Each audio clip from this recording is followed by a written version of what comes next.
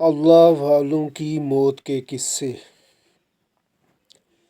حضرت سفیان ثوری رحمہ اللہ فرماتے ہیں کہ جب ملک الموت انسان کے دل کی رگ کو چھوتے ہیں تو اس وقت آدمی کی پہچاننے کی صلاحیت ختم ہو جاتی ہے، زبان بند ہو جاتی ہے اور دنیا کی ہر چیز بھول جاتی ہے۔ اگر موت کا سخت نشہ نہ چھائے تو تکلیف کی شدت ایسی ہوتی ہے کہ انسان اپنے قریب والوں پر تلوار اٹھا لے۔ روایات میں آتا ہے کہ جب روح حلق تک پہنچتی ہے تو شیطان پوری کوشش کرتا ہے کہ اس وقت بندے کو گمراہ کر دے۔ ایک اور روایت میں ہے کہ ملک الموت نماز کے اوقات پر خاص نظر رکھتے ہیں۔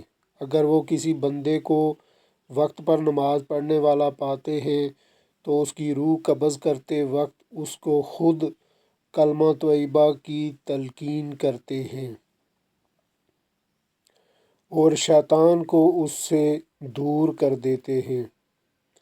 مجاہد رحمہ اللہ فرماتے ہیں کہ مرنے کے قریب انسان کے سامنے وہ لوگ ظاہر کیے جاتے ہیں جن کے ساتھ اس کی زندگی گزری۔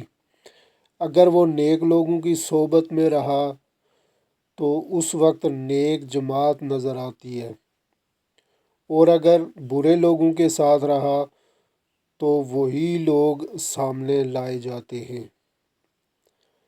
ربیع بن بزہ بصری بیان کرتے ہیں کہ ایک شخص کی موت کا وقت آیا، لوگ اسے لا الہ الا اللہ کی تلقین کر رہے تھے مگر اس کی زبان سے نکل رہا تھا، شراب کا گلاس تو بھی پی اور مجھے بھی پلا۔ یہ اس کے برے معمولات کا نتیجہ تھا۔ اس کے مقابلے میں وہ لوگ جو موت کی تیاری رکھتے ہیں ان کے لیے موت مومن کا تحفہ بن جاتی ہے۔ حضرت بلال رضی اللہ تعالیٰ عنہ کے آخری وقت میں ان کی بیوی غم سے کہہ رہی تھی، ہائے افسوس تم جا رہے ہو، مگر حضرت بلال نے خوشی سے فرمایا، واہ، کل ہم اپنے محبوب رسول اللہ صلی اللہ علیہ وسلم اور ان کے ساتھیوں سے ملیں گے۔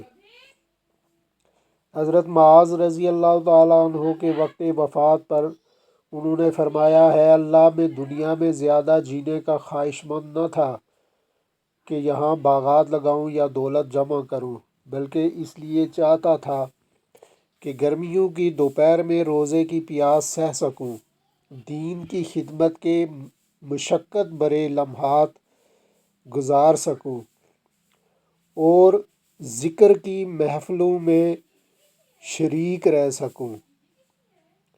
حضرت سلیمان فارسی رضی اللہ تعالیٰ عنہ بھی وقت موت پر رو پڑے۔ کسی نے کہا کہ آپ کو تو خوش ہونا چاہیے کہ اب حضور صلی اللہ علیہ وسلم سے ملاقات ہوگی۔ فرمایا، میں موت یا دنیا کے چھوٹنے پر نہیں رو رہا، بلکہ اس لیے رو رہا ہوں کہ رسول اللہ صلی اللہ علیہ وسلم نے ہمیں وصیت کی تھی کہ دنیا سے اتنا ہی تعلق رکھنا جتنا ایک مسافر کا اپنے توشے سے ہوتا ہے۔ مجھے ڈر ہے کہ میں اس عہد کو پورا نہ کر سکا۔ پھر جب ان کے سامان کی تلاشی لی گئی تو وہ 10 درہم سے زیادہ نہ تھا۔